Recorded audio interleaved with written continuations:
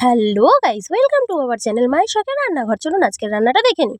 এখানে লঙ্কা বাটা আছে, জিরে বাটা, ধনে বাটা, রসুন বাটা, আদা বাটা, টমেটো কুচি, পেঁয়াজ কুচি এবং ডুমো ডুমো করে আলু কেটে রাখা আছে। চলুন প্রথমে মাংসটাকে আমরা ম্যারিনেট করে নিই। মাংস ম্যারিনেট করতে সামান্য লবণ, হলুদ গুঁড়ো আর টক দই। এখানে আমি 100 গ্রাম টক দই ব্যবহার করেছি। এবার টক দই দেওয়ার পরে কিছুটা সর্ষের তেল ব্যবহার করতে হবে। এখানে সর্ষের তেলটা একটু বেশি পরিমাণের রাখবেন, তাহলে রান্না করতে সর্ষের তেলটা কম লাগবে। ভালো করে মাংসটাকে মাখিয়ে নেওয়ার পরে এটাকে 10 মিনিট রেখে দিতে হবে। এবার কড়াইতে তেল গরম করে তেলটাকে দিয়ে দিলাম। এবারে আলুটাকে ভালো করে নুন হলুদ দিয়ে মাখিয়ে নিতে হবে। এবার গরম তেলে আলুগুলোকে দিয়ে দেব।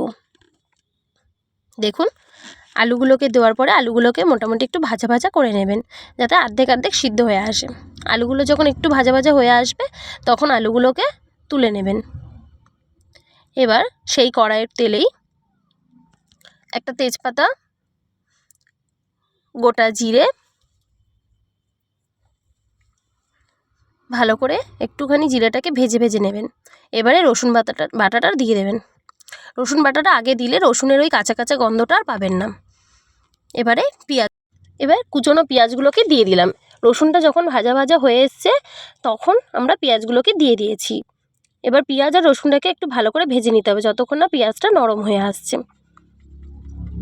দেখুন, পেঁয়াজটা ভালো ভাজা হয়ে গেছে, তেলটাও সুন্দর বেরিয়ে এসছে। এর মধ্যে লঙ্কা বাটা, আদা বাটা, জিরে বাটা, ধনে বাটা সব মশলাগুলোকে দিয়ে দিলাম। সামান্য লঙ্কার গুঁড়ো দিয়ে ভালো করে নেড়েচেড়ে নিতে হবে। ভালো করে নাড়াচাড়া করে তার উপরে এবার দেব হলুদ গুঁড়ো, লবণ সে স্বাদ অনুযায়ী আপনাদের দেবেন। দিয়ে আবারও মশলাটাকে ভালো করে নেড়েচেড়ে নিতে হবে। দেখুন, ভালো করে মশলাটাকে নাড়াচাড়া করে নিলাম। এবার দেখুন মশলা দিয়ে কি সুন্দর একটা তেল তেল বেরিয়ে এসছে। এর মধ্যে ওই সামান্য একটুখানি জল মিশিয়ে দেবেন। দিয়ে এবারে মশলাটাকে কিছুক্ষণ ভালো করে নাড়াচাড়া করে মশলাটা কষিয়ে নেবেন। দেখুন মশলা দিয়ে কি সুন্দর তেল বেরিয়ে এসছে। এবার টমেটো কুচিটা দিয়ে দিলাম। টমেটোটাকে ভালো করে কষিয়ে নিয়ে মাংসটাকে দিয়ে দেব। ম্যারিনেট করা মাংসটাকে দিয়ে ভালো করে মশলার সাথে মাংসটা মিশিয়ে নিতে হবে। দেখুন মাংসর সাথে মশলা কি সুন্দর মিশে যাচ্ছে। অনেকক্ষণ একটু নেড়ে নেবেন, দিয়ে ঢেকে দেবেন। এবার ঢাকনা খুলে আবারও একটু নেড়ে চেড়ে ঢাকনা দিয়ে দেব।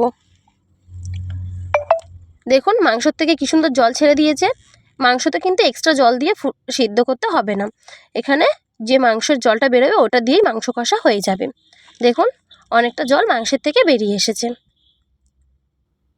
এবারে ভালো করে একটু নেড়ে চেড়ে তার মধ্যে আলুটাকে দিয়ে দেবো। আমরা কিন্তু এখনও কোনো জল ইউজ করিনি। ভালো করে আলুটাকে আর মাংসটাকে নেড়ে চেড়ে কিছুক্ষণ গ্যাসে বসিয়ে রাখবো। যখন মাংস থেকে এরকম তেলটা ছেড়ে আসবে তখন উষ্ণ গরম জল মাংসের মধ্যে ঢেলে দিতে হবে। দেখুন এবার মাংসটাকে ভালো করে ফুটিয়ে তার মধ্যে গরম মশলা গুঁড়ো, কুচিয়ে রাখা ধনে পাতা দিলাম। এবারে ভালো করে মাংসটাকে আবারও নেড়ে চেড়ে সার্ভ করে নিতে হবে। দেখুন মাংসর দিয়ে কি সুন্দর একটা কালার বেরিয়ে এসছে। এবারে মাংসটাকে সার্ভ করে নিলাম। দেখুন কালারটা কি সুন্দর এসছে। আপনারাও এইভাবে করে খাবেন। ভালো লাগলে লাইক কমেন্ট শেয়ার করে দেবেন।